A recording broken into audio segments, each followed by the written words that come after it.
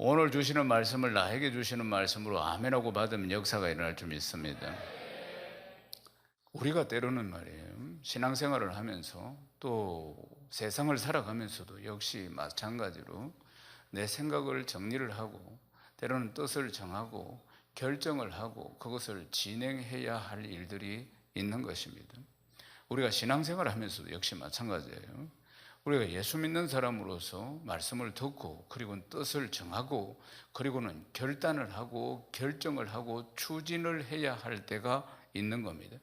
결정을 하고 우리가 신앙생활 가운데 결정을 하고 결단을 하고 추진을 하기 위해서는 믿음이 있어야 합니다. 할렐루야. 결코 믿음이 없이는 그 일을 결정하고 추진할 수가 없는 것이에요. 그냥 생각에 머물 뿐이라는 것입니다. 사랑하는 여러분, 우리가 믿음의 삶, 우리의 신앙의 삶을 산다는 것은 때로는 결정해야 하고 결단해야 할 것이 참으로 많다는 것을 우리는 말씀을 배우면서 들으면서 알 수 있습니다. 그리고 성경에 나오는 수많은 인물들 중에서도 많은 인물들은 결정해야 될 때 결정하고 결단할 때 결단하고 그렇게 행했던 사람임을 볼 수 있습니다. 그 많은 인물들 중에서 다니엘을 한번 살펴보십시다. 다니엘이 포로의 몸으로 지금 바벨론에 잡혀와 있습니다. 나라가 망했어요. 그래서 이제 나라가 다 망해서 그리고 또 잡혀서 이 바벨론으로 왔는데 이 바벨론의 정책이 뭐냐면은 바벨론의 정책은 굉장히 순화된 정책, 식민지에 대해서 자기들이 이 무력으로 다 뺏은 나라들, 그 백성들에 대해서 굉장히 순화된 정책을 펼쳤어요. 순화된 정책을. 그래서 이제 인재들을 등용하거나 또 가르쳐서 쓰거나 그렇게 했다는 것입니다. 특별히 왕족들, 특별히 귀족들의 자녀들, 이 자녀들을 다 선별해서 그래도 이 굉장히 똑똑하다, 아주 지혜롭다, 가르치면은 능히 인재로 사용할 수 있겠다 하는 사람은 등용을 했다는 것입니다. 그것이 이제 다니엘서 1장 3절에서 4절에 나오는 내용입니다. 우리 같이 한번 읽겠습니다. 왕이 한 권장 아스부순에서 이스라엘 자손 중에서 왕족과 귀족 및 사람 곧 흠이 없고 용모가 아름다우며 모든 지혜를 통찰하며 지식에 통달하며 학문에 익숙하여 왕궁에 쓸만한 소년을 데려오게 하였고 그들에게 갈대아 사람의 학문과 언어를 가르치게 하였고. 아멘. 다니엘의 상황은 나라가 멸망당한 겁니다. 그래서 포로로 잡혀왔습니다. 근데 귀족입니다. 그러니까 왕족이나 귀족 출신이라 그 말이에요. 그렇지만 잡혀왔지만 이제 다 망했어요. 그런 상황에서 지금 이제 인재를 등용하는 이 나라의 정책에 의해서 지금 선택을 받은 겁니다. 말하자면은. 그래서 성경은 기록하기를 방백들보다, 그러니까 그 나라의 방백이라면은 학사들, 석사들, 박사들, 이런 사람들 말이에요.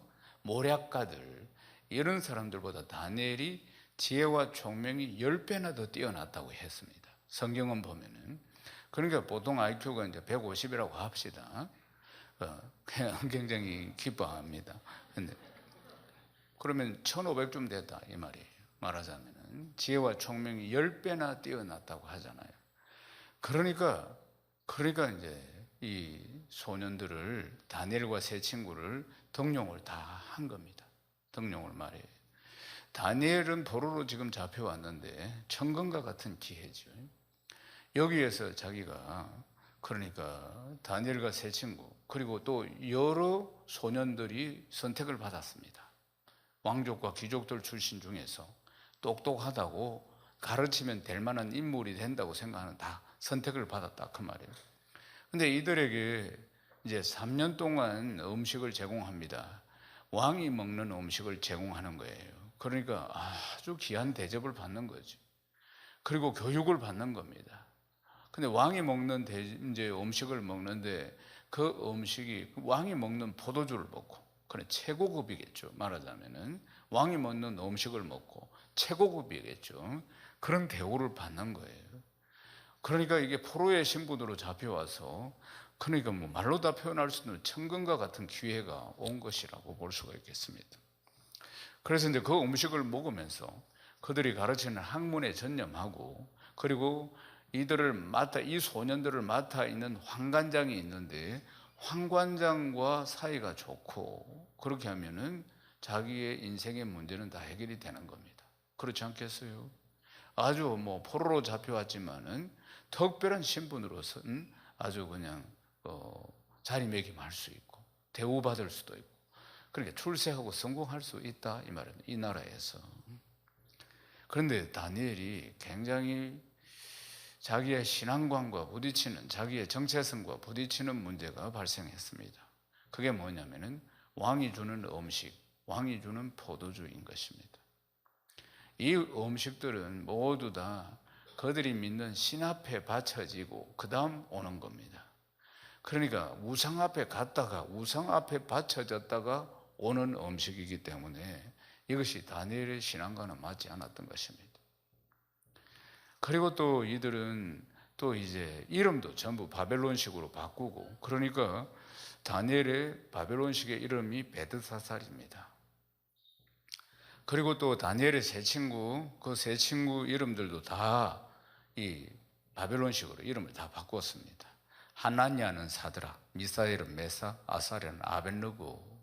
그럼 우리는 보통 사드락과 메사가 아벳느고 이렇게 부르는데 그게 바뀐 이름인 것입니다.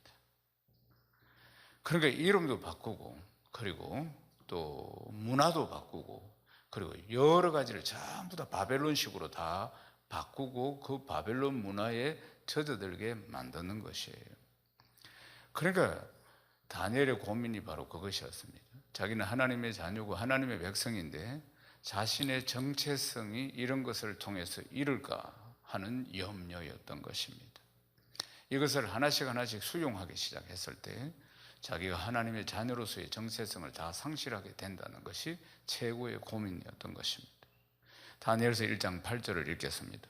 다니엘은 뜻을 정하여 왕의 음식과 그가 마시는 포도주로 자기를 더럽히지 아니하리라고 자기를 더럽히지 아니하도록 환관장에게 구하니. 아멘. 다니엘은 뜻을 정하여 라고 이 말씀이 시작합니다. 그러니까 다니엘의 고민의 흔적이 여기에 묻어 있는 겁니다. 다니엘이 고민을 얼마나 많이 했겠습니까? 왕이 포로로 잡혀온 신분인데 그래도 발탁이 되었어요. 발탁이 되어서 여기서 노예로 사는 게 아니고 출세하고 성공할 수 있는 길이 열렸습니다. 그런데 지금 왕이 주는 음식을 먹지 않는다, 먹지 않는다 했을 때 다음에 일어날 일들이 아주 상상이 되지 않는 겁니다. 목숨이 위험할 수도 있습니다. 왕의 불순종이기 때문에. 그 신분은 다 포로로 잡혀온 신분이기 때문에 말이에요. 그러니까 다니엘이 뜻을 정했다 이렇게 하지 않습니까? 그러니까 많은 고민 속에서 마음의 결정을 했다 이 뜻입니다. 그러니까 뜻을 정했다는 것은 혹시 자기가 이 음식을 먹지 않겠다고 결정함으로 인해서 찾아오는 여러 가지 어려움, 심지어는 자기의 목숨의 위험이 있다 할지라도 자기는 이 결정을 한 대로 가겠다, 바로 이 뜻이라는 겁니다. 할렐루야. 그러니까 뜻을 정했다는 것입니다. 마음을 정했다는 것입니다. 그렇지만 다니엘은 우상 앞에 올라간 그 음식을 먹지 않겠다고, 자신의 하나님의 자녀로서의 정체성을 지키겠다고 결정을 한 것입니다. 그래서 이제 그 뜻을 정한 것을 거치지 않고 환관장에게 설명을 합니다. 모든 책임은 환관장에게 있기 때문에 그렇습니다. 환관장이 이 소년들을 먹이고 입히고 그리고 책임을 져야 되는 환관장의 책임인 것입니다.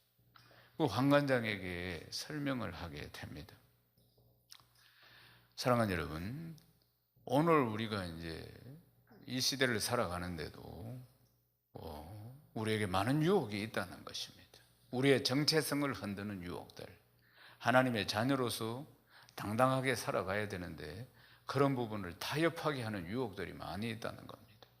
그래서 다니엘과 세 친구가 환관장에게 이야기한 게 뭐냐면 우리는 그 음식을 안 먹어도 건강할 수 있다. 우리는 채식과 물만 먹어도 건강하다. 열흘 동안 한번 테스트를 해봐라. 그렇게 설득을 합니다. 황관장에게. 그러니까 우리는 그 산해진미 안 먹어도 더 건강할 수 있다. 열흘 동안. 그러니까 황관장이 뭐 학을 뗀다니 황관장이. 이거 애들이 안 먹고 막 이렇게 해가지고 얼굴색이 형편없고 모습이 초라하고 영양실조 걸리고 이러면 자기가 이제 목이 왔다 갔다 하니까 말하자면 그래서 설득을 합니다. 우린 채식만 해도 물만 먹어도 열흘만 한번 해보세요. 우리 모습이 어떻는지 그렇게 설득을 합니다. 사랑하는 여러분, 우리가 하나님의 백성답게 살아가야 하는데 그렇게 살지 못하도록 만드는 왕의 음식, 왕의 포도주와 같은 유혹들이 어떤 것들인가 하는 것을 헤아려 보셔야 합니다. 가감히 그것을 버려야 합니다. 가감히 그것을 놓아버려야 합니다. 결코 그것에 끌려다녀서는 우리가 하나님의 백성답게 생육하고 번성하고 충만하고 정복하고 다스리는 이 권세와 능력을 누리지 못하는 것입니다. 사랑하는 여러분, 결단할 때는 결단해야 합니다. 오늘 주제가 결단 아니겠습니까? 결단해야 할 요소들이 분명히 있기 때문에 하나님이 이 메시지를 주셨을 것입니다. 사람마다 결단해야 할 게 다양하게 있을 것입니다. 그게 큰 것도 있고 작은 것도 있고 이 결단이 인생 전체를 휘두르는 것일 수도 있고 말이에요. 인생 송두리째 다 드려야 하는 그런 결단일 수도 있고 어떤 사소한 것일 수도 있고 말이에요. 그리고 또 주일날 와서 예배를 드리는 어떤 결단에서부터 신앙생활의 사소한 것에서부터 큰 것에 이르기까지 하나님 앞에 작은 시간을 드리는 것에서부터 그리고 하나님 앞에 작은 물질을 드리는 것부터 하나님 앞에 작은 마음을 드리는 것부터 하나님 앞에 또 예배를 드리는 이런 여러 가지 요소들 말이에요. 이러한 모든 것들이 결단이 필요하기도 한 것입니다. 결단할 때 결단해야 합니다. 하나님의 은혜를 향해서는 결단하는 자만이 그 은혜의 보좌 앞으로 한 걸음 결단할 때마다 한 걸음 한 걸음 나아가게 되는 줄로 믿습니다. 결단하는 삶이 바로 하나님께 더 가까이 나아가는 삶이라는 것입니다. 그래서 다니엘은 결단합니다. 다음에 올 어떤 일들이 일어난다 할지라도 그는 자기의 정체성을 지키기로 하나님의 자녀로서의 삶을 지켜나가기로 자기의 신앙을 지켜나가기로 결단을 하는 것입니다. 그 결단을 했을 때 다니엘이 어려움에 처했습니까? 아닙니다. 오히려 하나님의 도우시는 손길들이 넘쳤다는 것입니다. 황관장과 내기를 하고 열흘 동안 다니엘과 세 친구가 채식만 했는데도 열흘 뒤에 그러니까 그 산해진미를 먹었던 다른 소년들보다도 얼굴이 빛이 나고 더 건강했다는 거 아니겠습니까? 더 아름답고 윤택했다고 성경은 말씀하고 있는 것입니다. 그리고 그들은 그 이후로 그 음식 먹지 않고 계속해서 채식과 물로 그리고 식사를 하면서 건강을 훨씬 더 이전보다 더 건강한 몸을 하나님이 유지하게 만들어 주셨다는 것입니다. 아멘이십니까? 결단하면 하나님이 도우십니다. 결단하면 역사가 일어나는 것입니다. 사랑하는 여러분, 우리는 달콤한 왕의 음식과 포도주를 절대로 사모해서는 안 되는 것입니다. 이것을 거절하는 것을 두려워하지 말아야 합니다. 이것을 결단하는 걸 두려워하지 말아야 합니다. 아멘이십니까? 끊어야 할 때 끊어야 합니다. 결단해야 할 때 결단해야 하는 것입니다. 그래야만이 하나님이 준비하신 예비하신 그 은혜를 우리가 받고 누릴 수가 있는 것입니다. 사랑하는 여러분, 포로로 잡혀간 이스라엘 백성들에게 다시 한번 선택의 순간이 찾아왔습니다. 그 선택의 순간이 뭐냐면은 70년 동안의 노예 생활을 마치고 이제 고향으로 돌아갈 수 있는 기회가 온 겁니다. 에스라 1장 5절 말씀 우리 함께 읽겠습니다. 이에 유다와 베냐민 족장들과 제사장들과 레위 사람들과 그 마음이 하나님께 감동을 받고 올라가서 예루살렘에 여호와의 성전을 건축하고자 하는 자가 다 일어나니 아멘. 바벨론에 잡혀와서 70년의 노예 생활이 끝난 후에 지금 이 말씀이 일어난 것입니다. 그리고 70년 동안 바벨론에 와서 그들이 살았습니다. 그리고 바벨론은 예루살렘, 무너진 예루살렘, 그들의 황폐한 70년 전에 떠나온 그곳과는 비교할 수 없는 바벨론 도시 아니겠습니까? 바벨론은 그 당시에 최대 강국이었습니다. 그러니까 그들이 지금 바벨론에서, 그리고 온화 정책 속에서 그렇게 포로로 잡혀왔지만은 자리를 잡고 70년을 살았다 이 말입니다. 한 세기, 한 인생을 살았다는 거 아니겠습니까? 굉장히 익숙해져 있는 겁니다. 이들이 애굽에서 종살이 할 때하고는 다른 겁니다. 애들 애굽에서 종살이 할 때는 정말 종으로서 착취하고 노동을 착취하고 아들을 놓으면 죽이고 얼마나 모진 고초를 당하면서 그들이 종살이를 했는지 모릅니다. 그러나 바벨론에서 살아가는 것은 자유를 허락해주고, 그리고 그들의 삶들을 많이 개방해주고, 그리고 인정해주는 그런 온화 정책 속에서 이들이 살았다는 것이에요. 그러니까 그곳에서 자리를 잡았다 그 말입니다. 70년 동안 살면서. 왜요? 그들이 실제로 고향으로 돌아갈 것이라고는 확신을 잘 못했다는 거 아니겠습니까? 많은 세월들이 지나가면서. 그러나 오래전에 언젠가는 다 돌아가게 하겠다고 하나님이 약속의 말씀을 주셨습니다. 그러나 그 시와 때가 언제인지 잘 모르니까 그들은 말이에요. 그런데 어느 날 70년이 지났을 때 이제 하나님께서 고향으로 돌아가게 하신 것이에요. 그러니까 이게 갈등이 생긴 겁니다. 한편으로는 말이에요. 70년이 지났다 이 말이죠.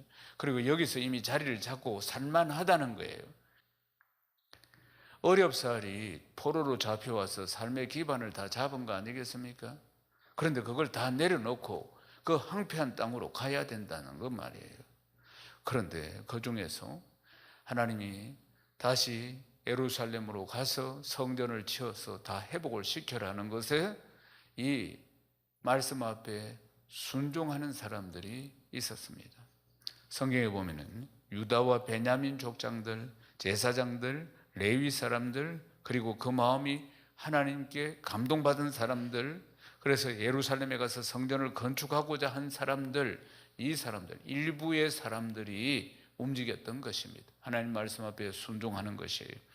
그래서 이 사람들이 예루살렘에 와서 여호와의 성전을 건축하게 되는데, 이것을 이제 역사학적으로 1차 포로 귀환 이렇게 부르게 되는 겁니다. 1차 포로 귀환이 일어났는데 이때 다 온 것이 아닙니다. 일부만 이렇게 온 것이에요. 그러니까 온 사람들을 보면은 유다와 베냐민, 유다와 베냐민이라는 것은 그러니까 남유다 왕국에 살던 사람들입니다. 솔로몬 왕 이후에 이 나라가 우리나라처럼 두 개로 나누어졌어요. 솔로몬 왕 이후에. 그러니까 북이스라엘하고 남유다 이렇게 나누어졌대. 남북으로 나누어졌다는 겁니다. 그럼 예루살렘 성전은 어디에? 남유다에 있었다. 남유다에. 그러니까 남유다에는 지파가, 이스라엘은 12지파인데 두 지파가 남유다에 있고 남쪽에, 북쪽에는 10지파가 살았다고. 그런데 지금 그러니까 남유다에 살았던 유다 지파, 베냐민 지파 사람들, 이 사람들이 예루살렘 건축을 향해서 나왔다 이 말입니다. 이 사람들은. 그러나 10지파 사람들은 움직이지 않았다는 이야기예요. 그러나 예루살렘이 남유다의 영토 속에 있었기 때문에 이 이제 족장들이, 그들이 다시 예루살렘 성전을 건축하기 위해서 돌아온 것입니다. 그리고 제사장들, 레위인들, 그러니까 성전과 관계 있는 자들이죠. 다 이들이 성전을 섬기며 봉사하는 자들이, 그들이 다시 예루살렘 성전을 건축하기 위해서 오고, 그리고 하나님 말씀 앞에 감동을 받고 순종하고자 하는 일부의 사람들이 1차 귀환할 때 왔다는 이야기입니다. 사랑하는 여러분, 이스라엘 백성들이 이제 종살이를 마치고 예루살렘 성전을 다시 건축하고자 이 돌아오는 발걸음들을 보십시오. 정말 눈물의 귀환 아니었겠습니까? 정말 눈물 속에서 그들이 언제 돌아올지 몰랐던 고향 아니겠습니까? 자기 나라예요. 그런데 눈물의 귀환, 그리고 참 정말 눈물로 이제 물론 이 허허벌판에 다시 성전을 건축해 나간다는 게 쉬운 일이 아니겠지만, 여기에서 삶의 기반을 잡아서 또 살아간다는 것 자체도 쉬운 일이 아니겠지만, 그러나 하나님께서 예배를 회복하라, 성전을 건축해서 하나님의 백성이니까 하나님의 백성답게 예배를 회복하는 백성으로서 그들이 발걸음을 떼면서 이곳으로 왔다는 사실입니다. 그래서 고레스 왕이 하나님 마음을 감동을 주셔가지고 이 포로들을 다 키워한을 시키고, 그리고는 어떻게 했느냐, 그리고는 또 성전에 돌아가서 또 사용할 집기들, 이전에 왕들이 가서 느부갓네살 왕이 예루살렘을 정복했어요. 그래서 예루살렘에 있는 집기들을, 제사 드릴 때 드리는 집기들을 전부 다 가져와서 자기 신전에 갖다 놨다 그 말이죠.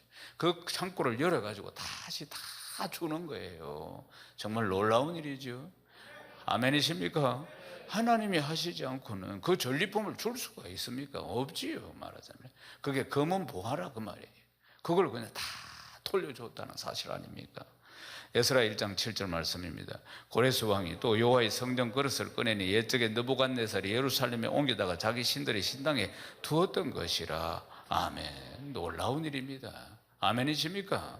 이 이방 왕의 마음을 움직여 가지고 앞에 왕이 뺏어왔던 것도 다 돌려주게 했다는 사실입니다. 사랑하는 여러분, 이제 말씀을 마무리하겠습니다. 나를 유혹하는, 내 신앙의 결단을 하지 못하게 만드는 왕의 음식과 왕의 포도주는 어떤 것들이 있습니까? 믿음의 결단이 필요하기 때문에 하나님께서 오늘 이 말씀을 주신 줄로 믿습니다. 그 형편과 처지는 하나님만이 아실 것이고, 그리고 본인이 아실 것입니다. 결단이 필요할 때 결단해야 합니다. 믿음의 결단입니다. 믿음의 결단 말이에요. 바벨론 70년 살았습니다. 안락한 생활이 보장되어 있는 곳입니다. 그런데 그것을 다 뒤로 하고 하나님이 가서 성전을 건축하라고 하니까, 나라를 회복시키라고 하니까 하나님께 예배드리는 백성으로 회복되고자 건축을 향해서 나아가는 결단 말입니다. 이 백성들의 결단입니다. 사랑하는 여러분, 우리가 왕의 잔을 마실 것인가? 세상의 유혹들입니다. 아니면 주님의 고난의 잔을 마실 것인가? 사명의 잔을 마실 것인가? 이 둘의 결단 사이에서 항상 서 있다는 걸 기억해야 합니다. 누가복음 22장 42절 읽겠습니다. 이르시되 아버지여, 만일 아버지의 뜻이거든 이 잔을 내게서 옮기시옵소서. 그러나 내 원대로 마시옵고 아버지의 원대로 되기를 원하나이다 하시니. 아멘. 주님도 결단하시지 않습니까? 주님은 하나님의 아들이십니다. 그리스도이십니다. 그러나 십자가를 지시기 전에 결단하십니다. 내 원대로 마시옵고 아버지의 원대로 되기를 원하나이다. 피땀 흘리면서 기도하시고 결단하신 것입니다. 사랑하는 여러분, 우리는 이 고백을 따라가는 그리스도인입니다. 내 뜻대로가 아니고 아버지의 뜻대로 하옵소서. 사랑하는 여러분, 왕의 잔이 아니라, 유혹의 잔이 아니라, 달콤한 잔이 아니라 예수 그리스도의 십자가의 잔을, 고난의 잔을 마시기로 결단해야 합니다. 사명의 잔을 마시기로 결단해야 합니다. 비전의 잔을 마시기로 결단해야 하는 것입니다. 골로새서 3장 2절 말씀, 마지막 말씀 읽겠습니다. 위의 것을 생각하고 땅의 것을 생각하지 말라. 우리는 이 땅에 잠시 잠깐 살다 갑니다. 우리 인생은 나그네 인생 아니겠습니까? 곧 우리는 본향으로 가게 될 것이고, 자랑의 면류관, 썩지 않는 면류관, 영광의 면류관을 받을 것입니다. 위의 것을 생각하고 땅의 것을 생각하지 말라. 언제나 하늘의 것을 바라보는 귀한 성도 되시길 주님의 이름으로 축원합니다. 세상의 왕의 음식과 왕의 포도주가 우리를 유혹할 때마다 언제나 결단을 필요로 하는 것입니다. 결단할 때 결단해서 내 삶 가운데 하나님의 뜻이 이루어지고, 내 삶 가운데 하나님의 은혜와 축복이 가득 채워지는 역사가 일어나기를 주님의 이름으로 축원합니다.